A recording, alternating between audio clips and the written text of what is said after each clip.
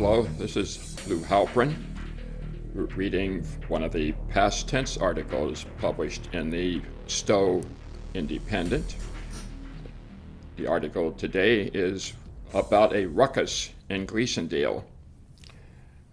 At the recent 50th anniversary celebration of the Stow Historical Society, Ralph Fuller, article of Stow Things, mentioned about Phineas Feather, who back in 1911 shot a worker at the Gleasondale Mills in Gleasondale.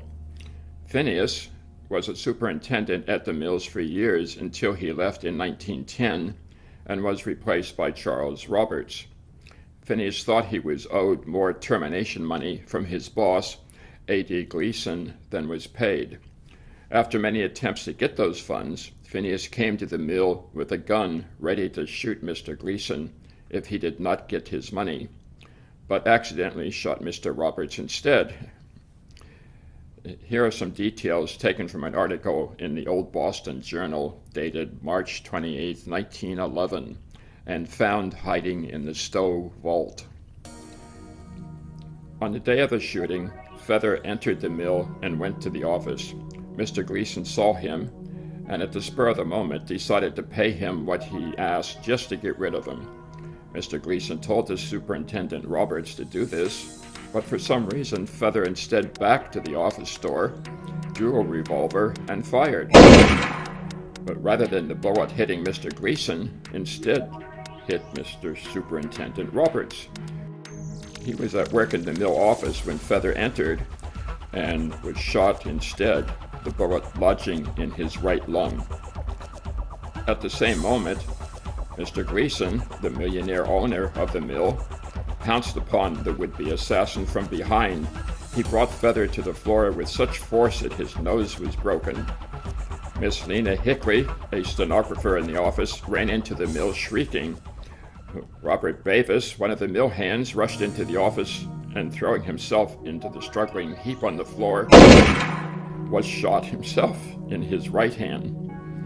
The three men were able to overpower Feather, but before they did, Feather made an unsuccessful attempt to shoot himself. The bullet with which he intended to end his own life passed between his arm and his left side and inflicted only a slight flesh wound. After he was overpowered, Feather was bound with heavy ropes until he couldn't move a muscle, and he yelled at Mr. Gleason, "I'll get you yet." In the meantime, Superintendent Roberts had sunk weakly into a chair with his hands pressed over the bleeding wound in his breast. The reports of the revolver echoing through the mill threw the hands into excitement as they all rushed towards the office. After they learned what had occurred, the hot-headed amongst them threatened to wreak summary vengeance on Feather, but were restrained with difficulty by the more level-headed companions.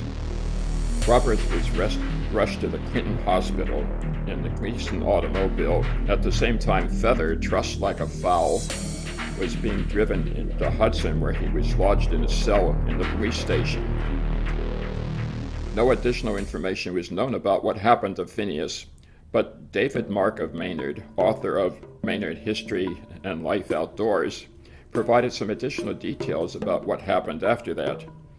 According to the Maynard News in January 1912, Phineas appeared in court, did not testify, and a decision was reached to remove him to the hospital for the criminally insane at Bridgewater, where he was placed under observation to determine his mental condition.